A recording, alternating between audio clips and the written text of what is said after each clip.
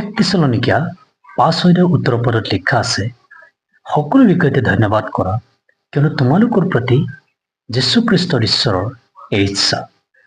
আৰু 19 পদত লিখা আছে, পবিত্ৰ আত্মাক নুনুমাবা।